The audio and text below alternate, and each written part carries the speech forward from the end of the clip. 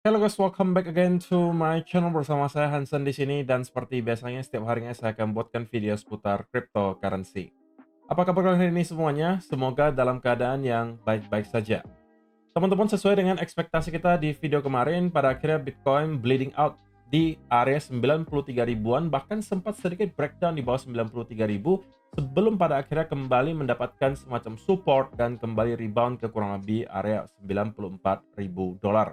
Nah, kita bakalan bahas di video hari ini bagaimana update-nya in terms of price action, kira-kira apa yang bisa kita expect berikutnya terjadi. Diikuti juga data di belakang layar yang menurut saya akan cukup menarik untuk kalian simak. Jadi pastikan kalian stay tune terus sampai akhir video. Nah, teman-teman, per hari ini kita melihat crypto global market cap itu berada di angka 2,94 triliun dolar atau turun sekitar 0,4%. Sedangkan kalau kita melihat top 10 coin sendiri itu keadaannya dominan berwarna hijau ya. Kenaikannya ranging antara 0, sekian persen hingga kurang lebih 4%. Dan yang menjadi top performer itu adalah XRP, kenaikannya 4,61% ke 2,27 dolar. Ya, top performer hari ini juga dikarenakan XRP baru saja mendapatkan berita baik ya, yaitu adalah ETF dari XRP itu baru saja di-approve. Tapi setahu saya teman-teman itu bukan spot ETF, tapi futures. Itu mungkin bisa kalian double check, tapi yang saya tahu sepertinya itu bukan spot. Tapi intinya ya tetap menjadi sebuah katalis baik ya untuk XRP dan kita melihat terjadi kenaikan yang lumayan signifikan dalam 24 jam terakhir. So, itu adalah outlook sementara dari beberapa top coin yang ada. Sekarang kita langsung aja masuk ke beberapa data dan berita terbaru hari ini. Nah, teman-teman, sedikit update dulu bahwa kompetisi saya dengan Marjax itu masih berlangsung sampai dengan tanggal 23 Mei. Sekali lagi, update untuk hari ini masih tetap ada 2 user ID yang sudah aktif. Dan kalau misalnya teman-teman yang nggak ikutan, sebenarnya agak sayang sih, karena jarang banget yang ikut. Otomatis kalau kalian ikutan event ini, meskipun volume kalian nggak terlalu tinggi, karena yang menentukan menang tidaknya di sini hanya sekedar volumenya saja. Dan kalau yang ikutan cuma 10 orang misalnya, ya 10-10-nya kalian mendapatkan bagian dari prize pool ini $1.000, 25% bakalan ke juara pertama, artinya 250 USDT dan lain seterusnya. Kalian bisa cek semuanya di sini. Jadi, kalau misalnya kalian belum ikutan, daftar dulu ke Margex, kemudian kalian start farming volume di sana. Setiap hari akan saya lakukan updates untuk volumenya. Nah, untuk sementara masih ada tetap 2 user ID yang aktif di sini. Juara pertama adalah 23.000 volume. Juara kedua 245, masih kecil banget. Jadi kalian berpotensi tetap masih menjadi top 10 kalau kalian join sekarang. Nah, teman-teman, kita melihat Bitcoin itu bleeding out tadi sampai ke kurang lebih area 92.800-an roughly sebelum pada akhirnya mendapatkan rebound ke area 94. Nah, kenapa area tersebut yang dituju, teman-teman? Kalian bisa melihat dengan sangat jelas bahwa area 93.500 sampai kurang lebih 92.700 bahkan itu merupakan area yang terdapat likuidasi yang cukup besar. Ini kita kalau melihat data 3 hari terakhir. Data seminggu terakhir sebenarnya menunjukkan bahwa kalaupun kita terus drop dari sana, masih ada sebenarnya likuidasi yang cukup lumayan. Terutama kalau kita berhasil jebol di bawah angka 90.000. Tapi untuk sementara waktu, rebound yang kita lihat selama beberapa waktu terakhir terlihat cukup meyakinkan ya, atau beberapa jam terakhir terlihat cukup meyakinkan karena buying pressure-nya terlihat cukup besar menurut saya. Dan setidak-tidaknya kita bisa melihat ada cluster of liquidation yang sudah berhasil kejemput. Itu biasanya merupakan sebuah pertanda baik gitu ya, karena biasanya setelah ada liquidity sweep, kita akan kemudian kembali mendapatkan rally ke arah atas. Sebaliknya, kalau misalnya kita dalam keadaan bearish trend, ketika terjadi kenaikan dan mendapatkan liquidity sweep, ya kita akan biasanya melihat kelanjutan penurunan ke bawah. Nah, pertanyaannya apakah memang sudah akan kita lihat Bitcoin kembali rally ke higher high yang baru? Nah, kita bakalan bahas itu nanti dari segi price action. Tapi untuk sementara, kalau kita melihat dari beberapa hari terakhir, sekarang ya, angka likuidasi yang lebih besar itu sudah berada sedikit di atas daripada di bawah. Di atas itu ada di kurang lebih range 95.800 sampai ke kurang lebih area 96.500. Nah, apakah itu bisa kita tuju berikutnya? Kita bakalan nanti bahas dari segi price action.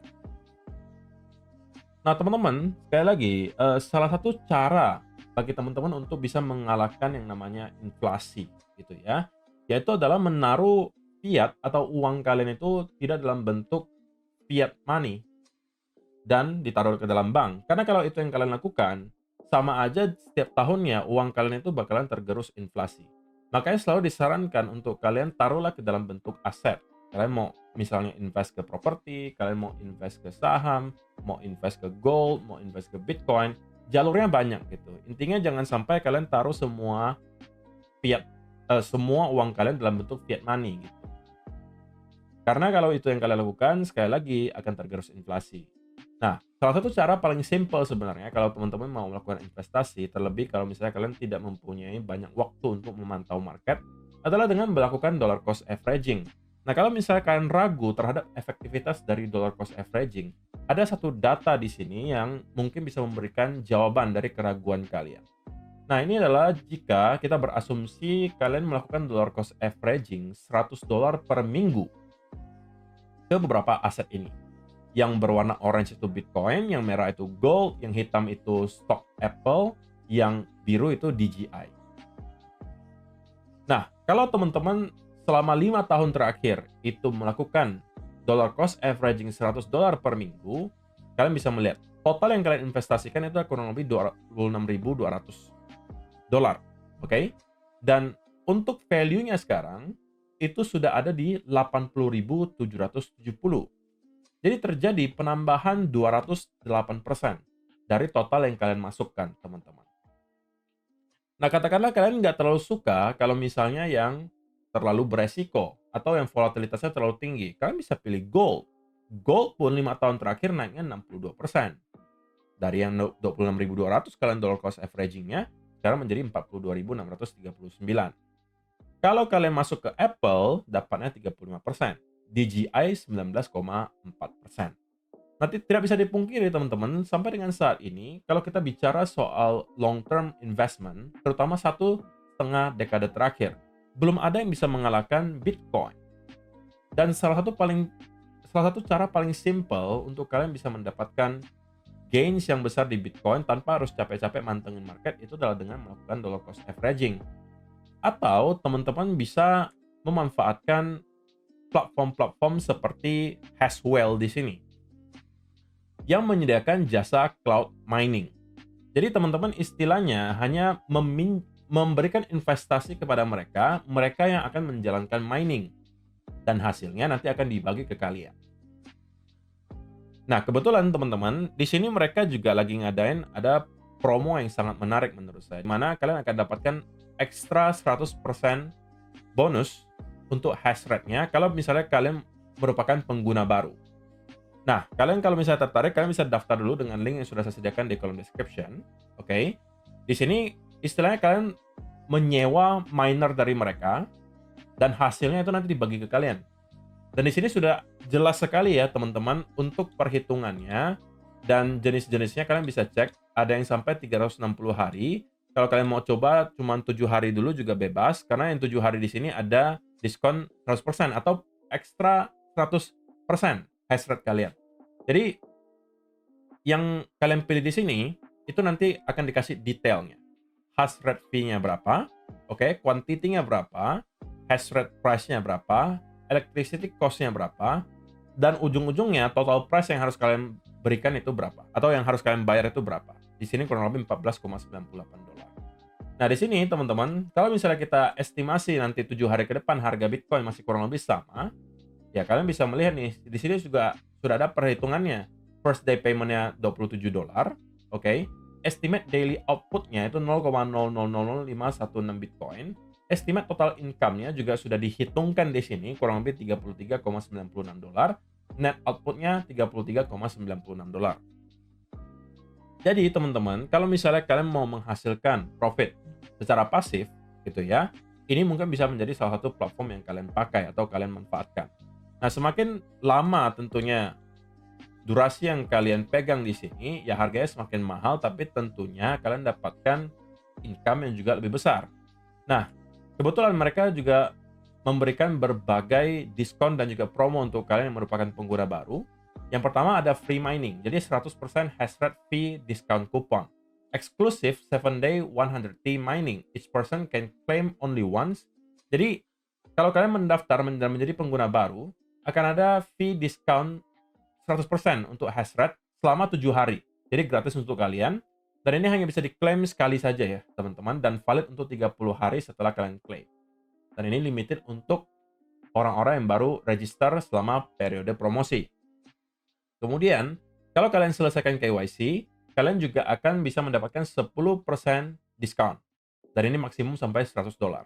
Kemudian diikuti lagi ada 20% off kupon. Jadi kalau misalnya kalian tertarik untuk mencoba menghasilkan penghasilan tambahan dari Haswell, langsung aja daftar, linknya sudah ada di kolom description. Kalian bisa pilih, kalau misalnya kalian mau coba dulu aja yang 7 hari di sini, diskon 100% gitu kan. Kalian cukup membayar electric price-nya atau harga listriknya saja, dan kalian sudah bisa mendapatkan gauge-nya. Gitu ya. Itu aja untuk video hari ini teman-teman yang mau saya sampaikan berita dan datanya. Sekarang kita masuk ke chartnya Bitcoin. Dan saya akan mulai dari 4 hour. Atau nggak usah deh, weekly dulu deh. Karena kita sudah closing weekly candle ya teman-teman. Kita sudah closing weekly candle, dan berita baiknya teman-teman, weekly candle itu close kurang lebih di angka 93.900. Which is adalah tentunya sebuah good sign bahwa para bulls itu menunjukkan tajinya dengan memberikan closing weekly candle di atas angka 90.000, bahkan close-nya sampai kurang lebih 93.900-an. Dan setelah tadi opening weekly candle yang baru, kita mendapatkan sedikit pullback dulu dan kemudian start untuk kembali rebound. Nah, kita sudah 3 minggu berturut-turut ya teman-teman itu mendapatkan closing weekly candle yang hijau, menunjukkan memang ada buying pressure yang cukup besar di sana. That's a good sign tentunya. Nah, sekali lagi akan lebih baik menurut saya secara pribadi kalau misal kita bisa mempertahankan weekly candle close di atas 90.000 minimal selama 2 minggu ke depan. Regardless apakah kita akan mendapatkan retest seperti ini, bebas. Yang penting saya mau melihat minimal ada 2 weekly candle kita itu close di atas 90.000. Kalau itu yang berhasil kita lakukan, maka saya cukup meyakini bahwa kita berpotensi besar menjadikan area 90.000 ini kembali menjadi area major support.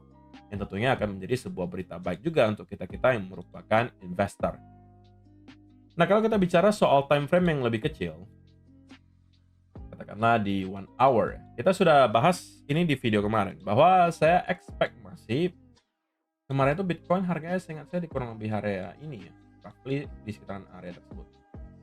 Saya sampaikan bahwa saya masih expect Bitcoin itu masih akan bleeding out menuju ke area 93.600 sampai kurang lebih 93.000.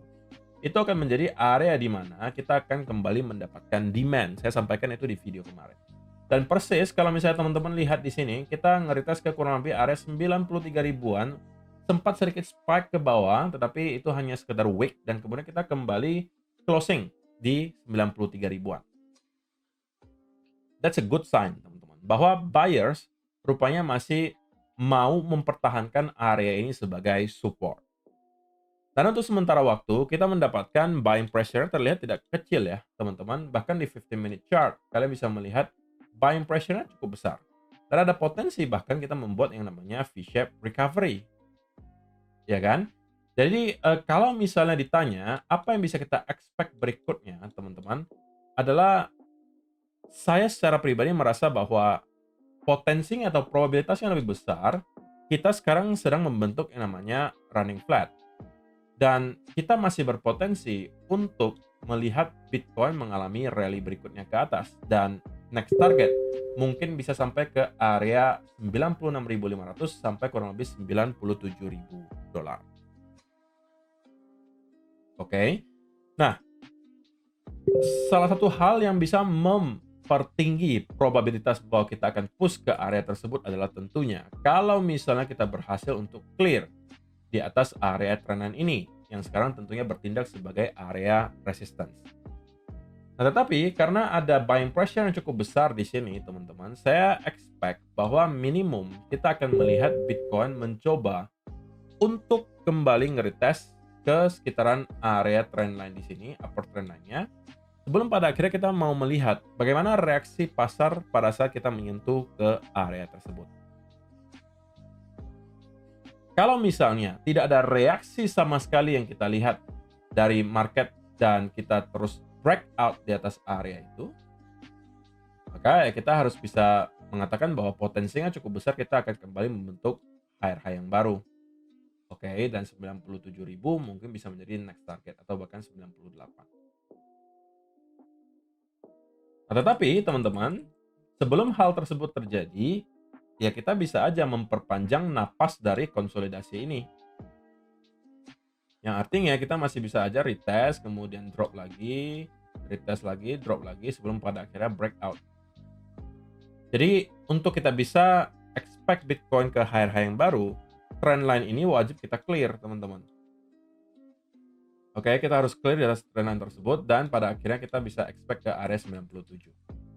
Nah, untuk sementara waktu, teman-teman, saya secara pribadi sudah close posisi scalping saya. Tadi saya sempat scalping di kurang lebih area ini karena saya expect memang ada rebound dari sana.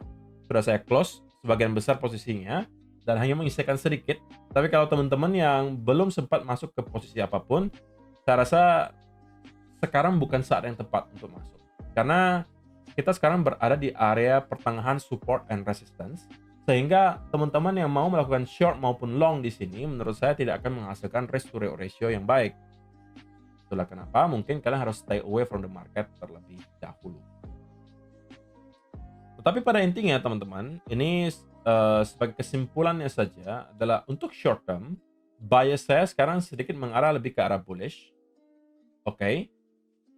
Dan midterm, saya masih cenderung dalam keadaan netral, artinya saya masih expect akan ada konsolidasi sedang yang kita lihat terjadi ke depannya. Mungkin itu bisa mulai dari minggu depan atau beberapa minggu ke depan, who knows. Tapi intinya saya expect akan ada konsolidasi besar atau sedang yang kita lihat terjadi. Itu bisa dimulai dari 98, 100, who knows. Tapi saya expect-nya mungkin dari 97 atau 98, teman-teman. Dari sana kita akan mendapatkan konsolidasi sedang, and then start untuk kembali building momentum menuju ke area yang lebih tinggi. Yang kita harapkan tentunya merupakan area all time high baru. Nah, alasan saya short term itu bullish ya karena kita mendapatkan ada reaksi yang cukup positif nih dari Bitcoin ketika sampai ke area 93.000 dan buying pressure-nya terlihat cukup besar. Makanya saya sampaikan saya expect minimum kita akan retest ke area trendline di sini. Oke. Invalidasi sekali lagi dari senario bullish kita adalah kalau misalnya kita sampai berhasil clear di bawah area 93.000 dan closing 1 hour candle di bawah area tersebut diikuti semacam konsolidasi, maka itu adalah berarti kita akan melihat Bitcoin menuju ke area 91 atau bahkan sampai ke kurang lebih $90.000 yang harusnya sekarang berpotensi kita flip menjadi area support. Oke? Jadi itu sih teman-teman yang mau saya sampaikan di video hari ini, semoga bisa bermanfaat untuk kalian semua. Kalau misalnya kalian sempat masuk ke posisi yang berada di kurang lebih 93.000 di sini, ya selamat. Harusnya kalian sekarang sudah berada dalam keadaan cuan yang lumayan banget. Tapi kalau kalian yang belum buka posisi apapun, pastikan untuk menunggu setup yang rapi yang berikutnya sebelum kalian masuk ke posisi apapun. Karena tanpa ada setup yang rapi, tanpa ada setup yang risk to reward ratio-nya baik, kalian kemungkinan besar hanya akan masuk ke sebuah jebakan yang membuat kalian ujung-ujungnya tidak rasional ketika membuka posisi. Semua trading plan akan kalian lewati, tidak akan kalian pakai, dan ujung-ujungnya kalian kembali margin call. Dan kalian harus mengulang lagi di cycle awal, yaitu adalah kalian mulai lagi konsisten, mulai lagi disiplin, kemudian dapat profit, mulai overconfidence, dan kemudian kalian start lagi menyalahi trading plan kalian sendiri, dan ujung-ujungnya kembali margin call. Kalian harus break dari cycle tersebut, tapi salah satu kiatnya adalah kalian harus disiplin. Kalau kalian tidak disiplin, maka hanya persoalan waktu saja sampai kapan kalian akan kembali masuk ke cycle tersebut. Oke? Terima kasih untuk teman-teman yang telah menonton sampai selesai video hari ini. Semoga bisa bermanfaat. See you in the next video.